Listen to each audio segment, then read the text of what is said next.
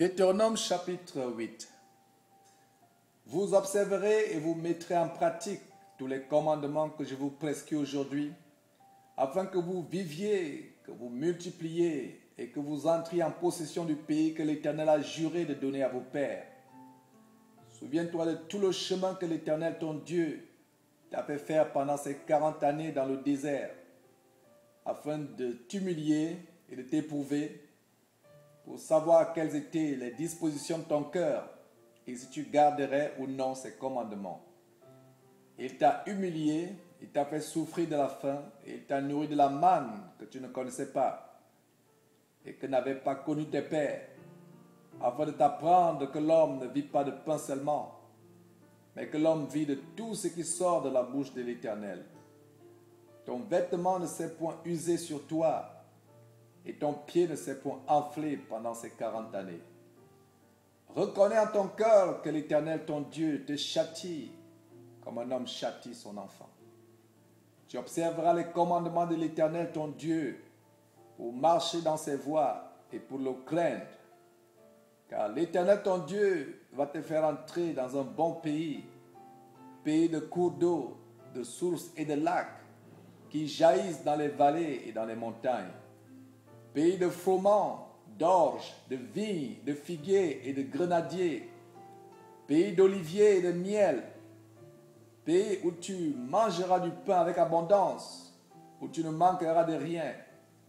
Pays dont les pierres sont du fer et des montagnes duquel tu tailleras les reins.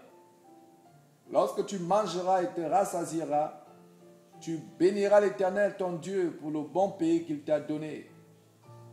Garde-toi d'oublier l'Éternel ton Dieu au point de ne pas observer ses commandements, ses ordonnances et ses lois que je te prescris aujourd'hui. Lorsque tu mangeras et te rassasieras, lorsque tu bâtiras et habiteras de belles maisons, lorsque tu verras multiplier ton gros et ton menu bétail, s'augmenter ton argent et ton or et s'accroître tout ce qui est à toi, prends garde que ton cœur ne s'enfle et que tu n'oublies l'Éternel ton Dieu, qui t'a fait sortir du pays d'Égypte, de la maison de servitude, qui t'a fait marcher dans ce grand et affreux désert, où il y a des serpents brûlants et des scorpions, dans des lieux arides et sans eau, et qui a fait jaillir pour toi de l'eau du rocher le plus dur, qui t'a fait manger dans le désert la manne inconnue à tes pères, afin de t'humilier et de t'éprouver, pour te faire ensuite du bien. Garde-toi de dire en ton cœur, ma force et la puissance de ma main m'ont acquis ces richesses. Souviens-toi de l'Éternel ton Dieu, car c'est lui qui te donnera de la force pour les acquérir, afin de confirmer, comme il le faut aujourd'hui, son alliance qu'il a jurée à tes pères.